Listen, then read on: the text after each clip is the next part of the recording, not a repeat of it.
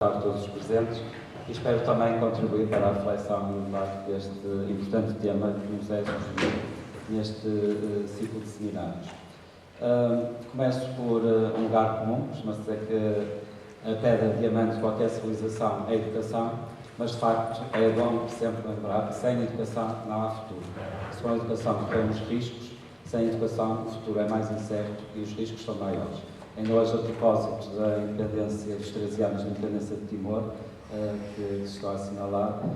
um jornalista era entrevistado e dizia que, de facto, o grande desafio que se continua a colocar em Timor-Leste, temos muitos outros, mas o principal desafio era precisamente o desafio da educação, continuar a investir na educação e a continuar a promover o emprego. A minha intervenção vai incidir sobre o tema que é proposto, mas partindo muito dos professores Maria Lourdes Rodrigues, João Pinhal e José Matias Alves, eu procuro reconcentrar-me um pouco também sobre algumas questões que eu julgo que são fundamentais nos dias de hoje, porque muitas vezes procuramos priorizar, achamos que é preciso sempre inovar e encontrar novos modelos de intervenção e até do ponto de vista académico, mas muitas vezes também nos desviamos daquilo que para mim continua a ser o cerne e o alicerce central de uma comunidade, que é a educação e a capacidade de nós conseguirmos produzir o diagnóstico para podermos provocar também as mudanças necessárias. Dentro ainda destas reflexões prévias, também para nos situarmos, dizer que, de facto, o tempo atual é de grandes dificuldades, do ponto de vista social e económico. As desigualdades acentuaram-se, é uma verdade. A classe média praticamente hoje não existe, o fosso entre ricos e pobres aumentou, praticamente a classe média está destruído. O trabalho é menos remunerado, aumentaram o número de horas e a remuneração é inferior fruto da carga fiscal, e vivemos também uma mudança demográfica que implica também uma forte alteração sociológica das várias comunidades, das várias instituições, da forma como nos vamos relacionando, daquilo que é a expectativa que nós vamos tendo também da vivência em comunidade e da forma como nos situamos na construção da comunidade. Com a educação, estes lugares podem ser de passagem, mas sem a educação, os tempos e os lugares de dificuldade certamente não serão de passagem, são de destino. Portanto, com a educação, os riscos serão menores. Acho que é sempre importante nós salientarmos a importância que a educação continua a ocupar nas comunidades atuais. E o problema central da educação, acho que foi de sempre, mas também é importante que esteja no presente e que esteja no centro das nossas preocupações, é a concretização da escolaridade obrigatória. Se dos anos 60, com o Veiga Simão, houve uma grande firmeza no cumprimento, na concretização da escolaridade obrigatória,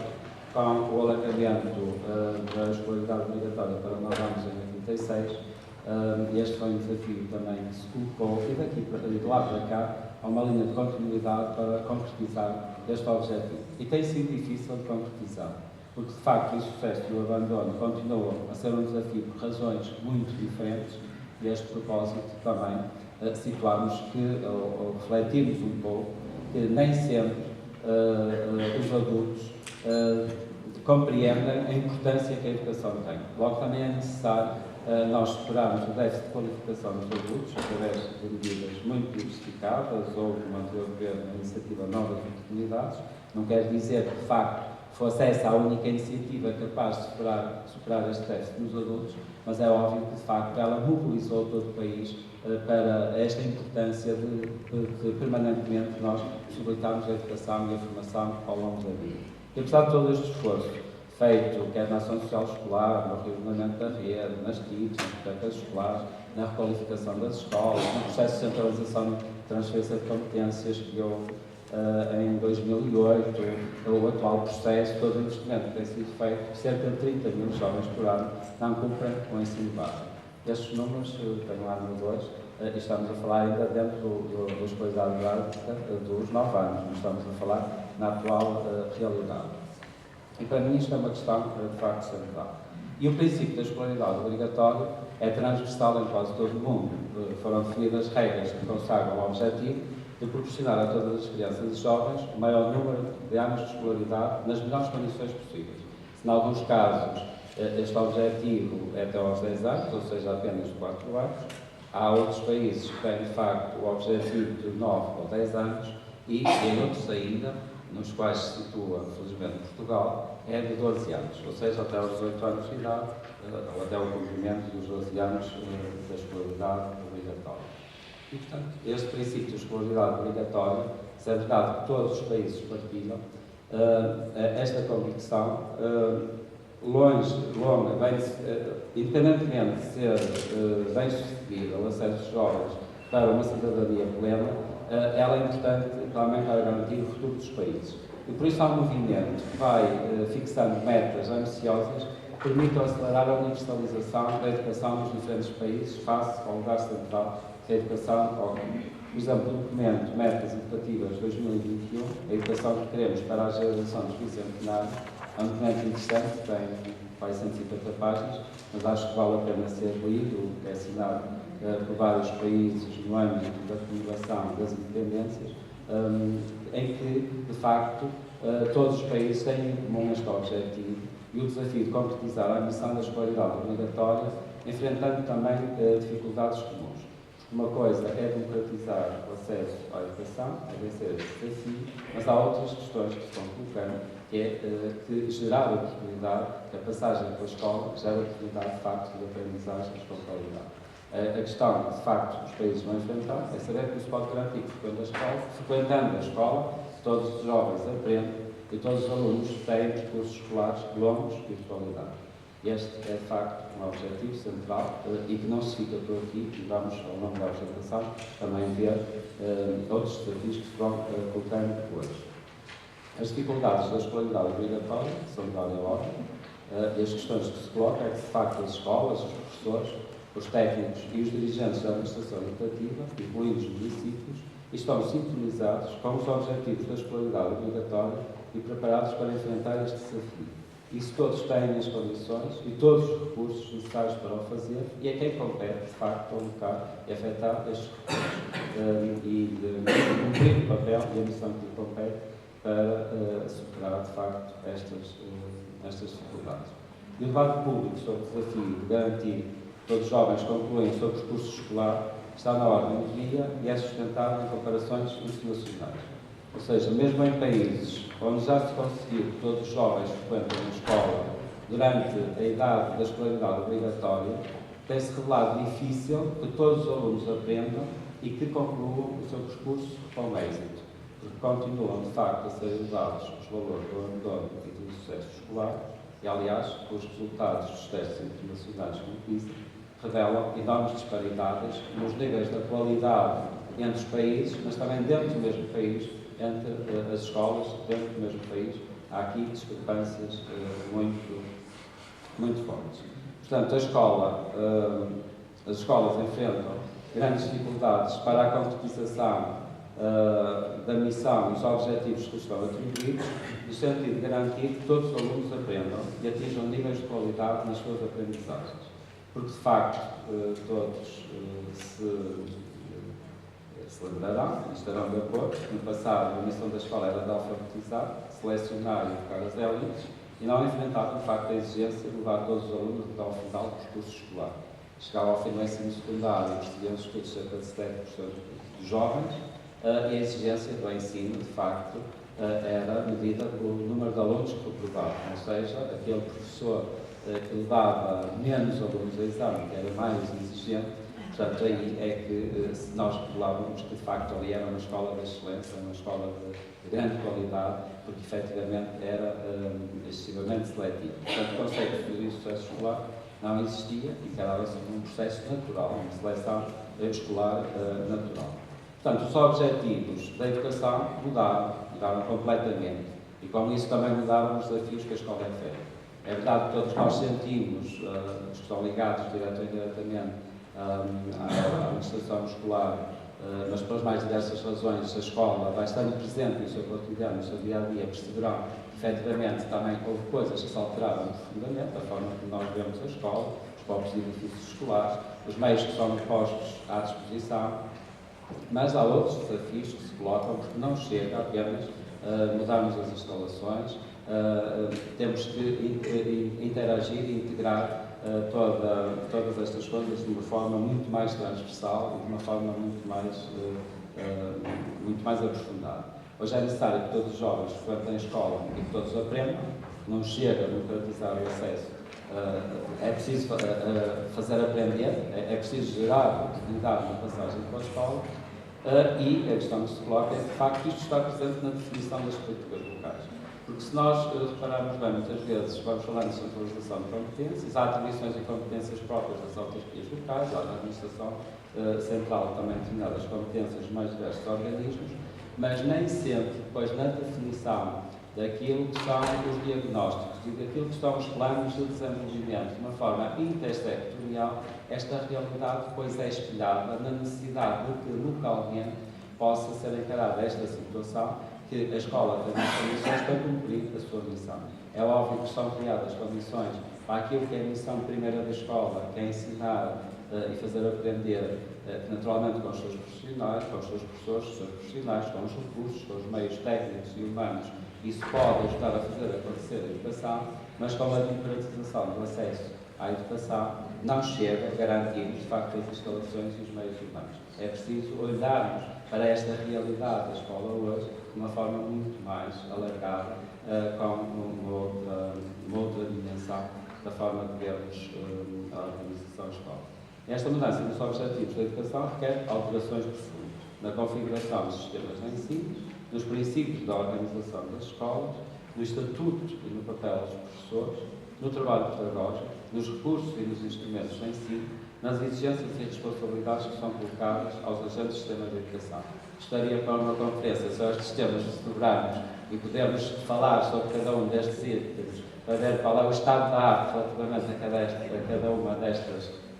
realidades. De facto, isto seria um tema para um seminário de vários dias, mas que é uma reflexão que nós temos que fazer, porque recorrentemente vamos alterando algumas das medidas legislativas, mas se calhar estão aqui as questões centrais. Mais autonomia, maior capacidade de localmente cada um poder ser, digamos, o construtor e o decisor em função da realidade que tem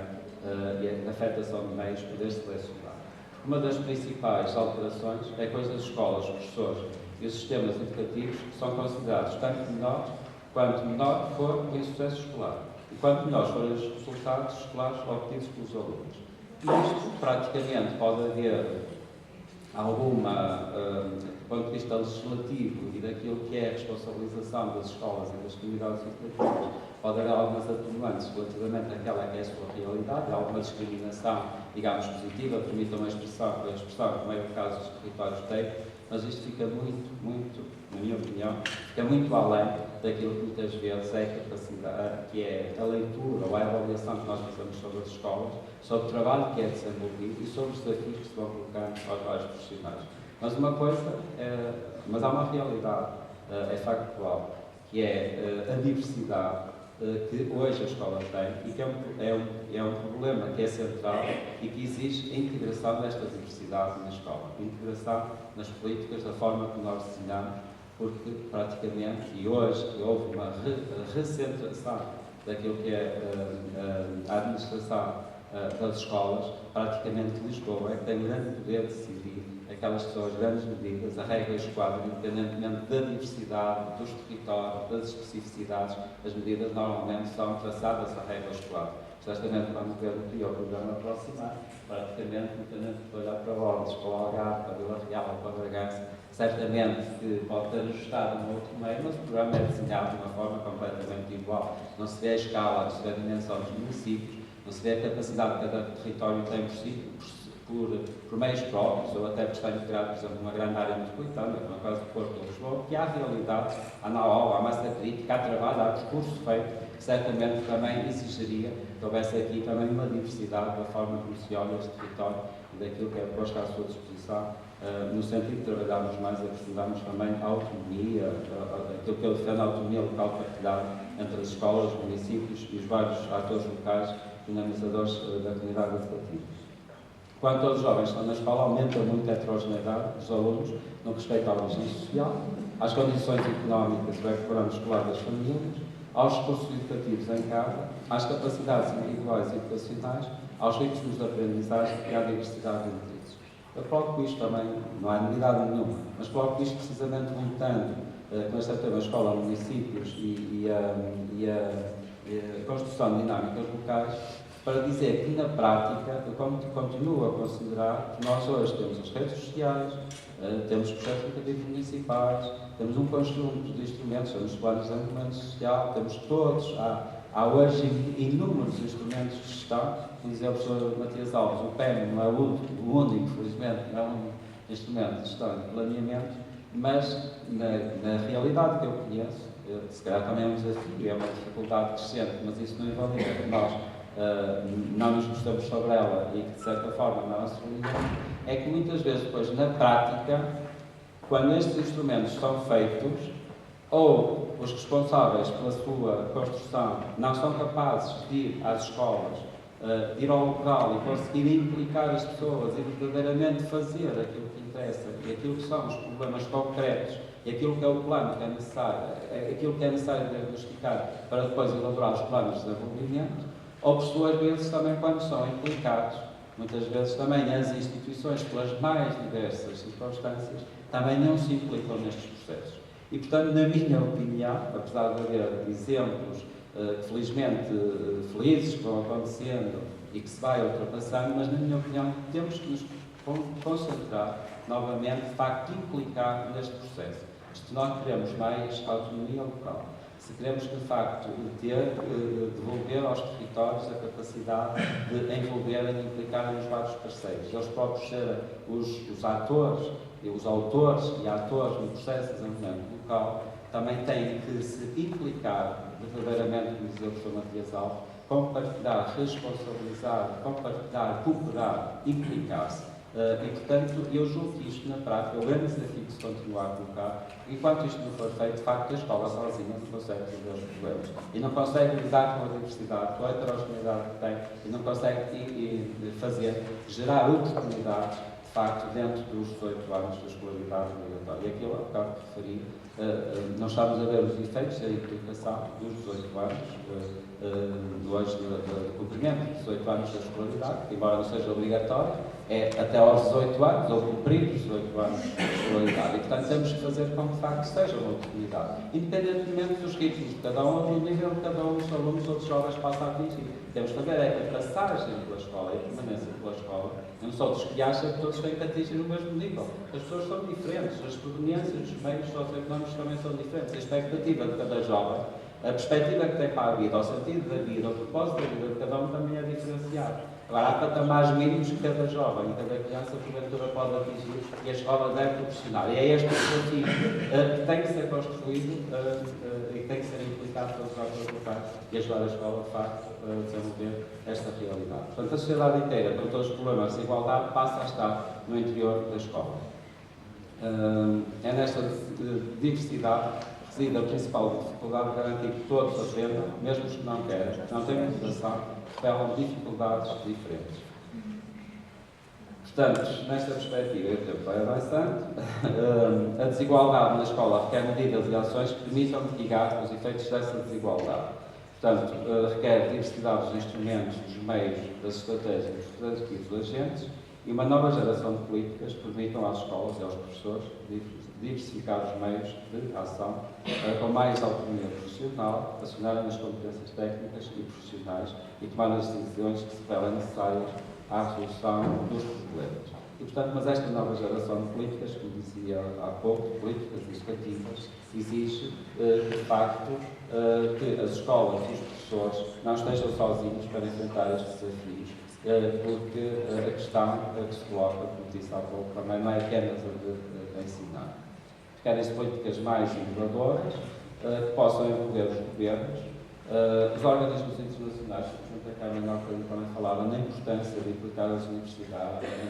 internacionais, que possam trazer também o saber académico, a reflexão, mas também que possam implicar e possamos desenvolver planos de formação de professores, centros de investigação, o envolvimento das famílias e, naturalmente, das autarquias locais. As autarquias locais, estou à vontade para dizer, que já muitos anos também estão ligados aos municípios, quer como eleito local e, recentemente, como dirigente, mas, de facto, também as realidades, quando falamos em autarquias locais, são completamente distintas. Por isso é que há muitas pessoas e há muitos professores, quando se fala no municipalismo, que eu também não gosto, e acho que a maior parte das pessoas não gosta do termo municipalismo, mas aquilo que queremos dizer com o municipalismo é, de certa forma, entregar aos territórios a capacidade de, por si, poderem gerir o processo de educação, fazerem a apropriação do processo da educação. Eu, às vezes, costumo dar uma imagem que tomáramos nós, que as comunidades tomassem conta da escola, neste bom sentido, com amparo, com carinho, como, por exemplo, tomam conta das igrejas e das capelas. Nós percorremos este país e sentimos, às vezes, em cada pequena comunidade, às vezes muito próximas, as capelas, as aulinas e as igrejas, estão tratadas, estão asseadas, estão protegidas, porque as comunidades fazem a apropriação, tomam conta delas e zelam por elas, no sentido da preservação daquele património e daquilo que representa, independentemente da dimensão espiritual ou religiosa. E, portanto, isto não acontece relativamente às escolas. Eu acho que tem que acontecer. E temos condições para fazer acontecer. Quando isto acontecer, as comunidades, os territórios e a realidade vivida na escola será certamente também bem diferente. E isto porque o princípio da escolaridade obrigatória pressupõe que todos devem aprender, mas que todos podem aprender. Porque há patamares mínimos, como eu dizia há pouco. Seguindo Maria de Lourdes Rodrigues, e aqui avancei no slide, há 4 planos de intervenção a mostrar atenção. Nos vou desenvolver, mas de certa forma, para depois quem quiser voltar a eles, eu acho que vale a pena. É o princípio do plano das convicções, ou das percepções públicas da escola hoje. Hoje é que dá 2 minutos, pode ser? Pronto, que é relativamente, porque muitas vezes nós vamos criando estereótipos, ou seja, achamos que de facto há alunos que não são capazes de aprender. E, portanto, aqui é, de certa forma, o desafio que é preciso vencer é que temos que criar as condições para respeitar o ritmo de cada um e, de certa forma, também criar as condições necessárias para garantir que haja o mínimo relativamente a cada aluno. Depois, o conhecimento pedagógico, das didáticas, dos instrumentos de ensino, das melhores formas ou mais adequadas ao ensino em contexto de diversidade. Eu não sei, eu nunca fiz parte de um órgão de gestão e administração de uma escola, mas seguramente, se perguntássemos, e há aqui com certeza muitos professores, de muito trabalho que têm, se calhar 80% do seu trabalho, ou deveríamos ter 2 níveis de intervenção, digamos um conselho de gestão e depois um conselho pedagógico, mas na prática, se calhar, os professores que estão ligados à gestão, 80% do seu tempo é investido, não vou dizer gasto, é investido em questões de administração e de gestão, e aquilo que é a dimensão pedagógica, se calhar muitas vezes é levada para segundo plano. Não é a importância, é que os tempos não vão para tudo. Não é? Nós temos sempre um instinto de sobrevivência, e nas organizações isto também acontece, e portanto temos sempre que ir resolvendo aquilo que imediatamente se nos vai colocar. E de facto, as direções continuam muito inclinadas a muitas outras coisas, e muitas vezes não sobra tempo para a dimensão pedagógica, do ponto de vista de coordenação, de atenção, de poder, de facto, também feito. O plano da governabilidade, funcionamento, a organização e da liderança das escolas, bem como das relações entre as escolas, a administração central e a administração local. E este nível ainda há muito a fazer, a todos os níveis, quer ao nível da gestão das escolas, quer também ao nível da administração e da relação que as escolas estabelecem. Porque há aqui sempre uma relação de interdependência. Quer se queira, quer não, a escola sai sempre a perder.